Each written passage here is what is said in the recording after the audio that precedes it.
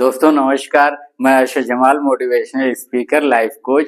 दोस्तों आज मैं जिंदगी एक बूमरैंग है, लाइफ इज ए बूमरैंग, इस विषय पर आपसे गुफ्तगू करने जा रहा हूं। दोस्तों बूमरैंग का क्या मतलब होता है ये अभी इस 1 मिनट की कहानी से समझ में आ जाएगा। ये शिव खेड़ा सर ने अपनी बुक में इस कहानी का उल्लेख किया है। यू कैन विन जो उन्होंने लिखा है उसी में इसका उल्लेख किया है। ये एक सच्ची घटना है। दो स्टूडेंट्स थे जो स्टैनफोर्ड यूनिवर्सिटी में पढ़ रहे थे। उन्हें पैसे की कुछ कमी महसूस हुई और आर्थिक स्थिति घर की अच्छी नहीं थी, तो उन्होंने सोचा कि क्यों ना कोई अच्छा सा प्रोग्राम किया जाए, किसी म्यूजिशियन को बुलाया जाए और उससे जो पैसे बचेंगे खर्चे के बाद उससे हम लोग अपनी फीस और हॉस्टल का खर्च निकालेंगे। तो उन्होंने उस जमाने के मशहूर पियानो वादक इग्नासी पेडेरेस्की को बुलाया, लेकिन उनके मैनेजर ने कहा कि हमें $2000 की गारंटी चाहिए। आज से 100-125 साल पहले की बात है ये। $2000 बहुत होते थे, लेकिन दोनों लड़कों ने रिस्क लिया, कहा ठीक है। बहुत मेहनत की और कलेक्शंस किए और खूब उसका एडवर्टीजमेंट किया, पेडेरेस्की साहब आ रहे हैं और अपना प्रोग्राम देंगे। लेकिन अंत में वो $1600 इकट्ठा कर पाए। प्रोग्राम हुआ तो मैनेजर के पास गए और उससे क्षमा मांगी, कहा कि ये ले लीजिए $1600 और बाकी के हम कमा के आपको दे देंगे $400।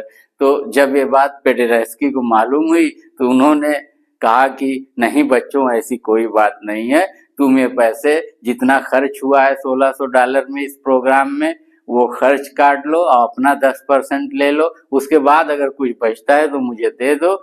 और लड़कों ने जो करारनामा $400 कमा के देने का किया था उसे फाड़ के फेंक दिया।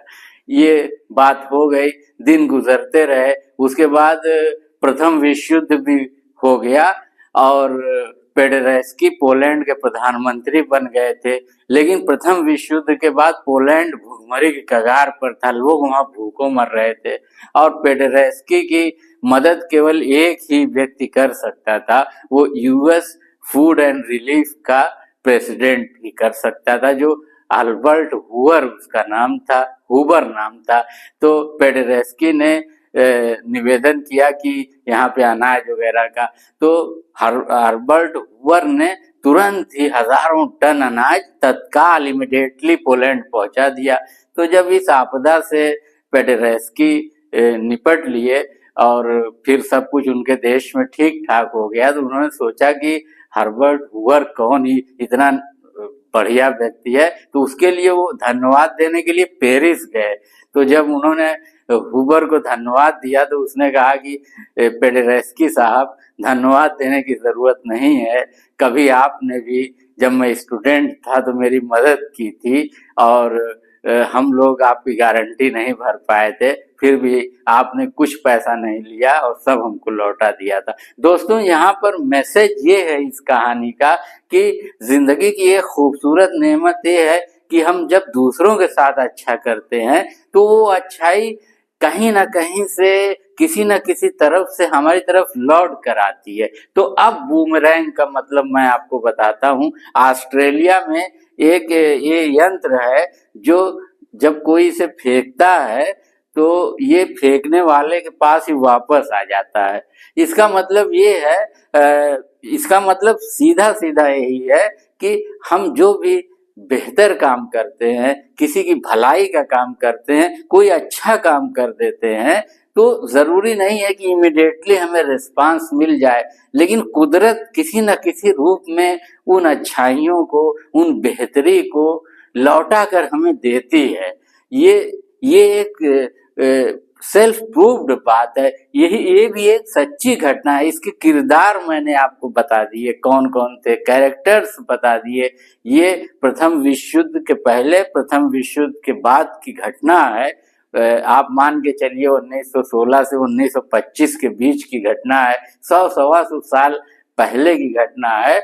लेकिन ये आज भी निरंतर प्रकृति का ये नियम चला ही आ रहा है कि हम जब किसी की मदद करते हैं तो फिर वो कहीं ना कहीं से प्रकृति हमें लौटा कर देती है। जब हम भलाई का काम करते हैं, बेहतरी का काम करते हैं, जब हम दूसरों के लिए अच्छे बन जाते हैं, तो हम अपने लिए भी अच्छे बन जाते हैं।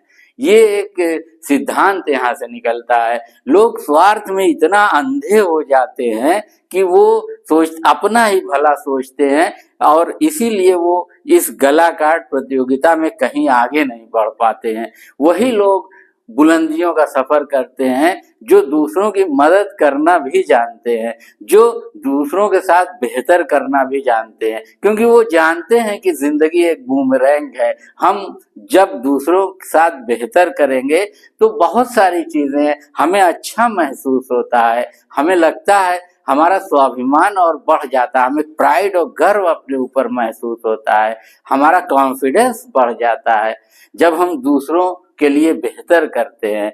दोस्तों, हम इस दुनिया में जब आए हैं तो ये दुनिया जितनी खूबसूरत है, ये हमारा पहला दायित्व बनता है कि जब हम यहाँ से जाएं कब्र में या शमशान में, तो फिर हम इस दुनिया को उससे कुछ ज्यादा खूबसूरत, कुछ ज्यादा बेहतर बना के जाएं। इस कहानी का मैसेज भी यही है।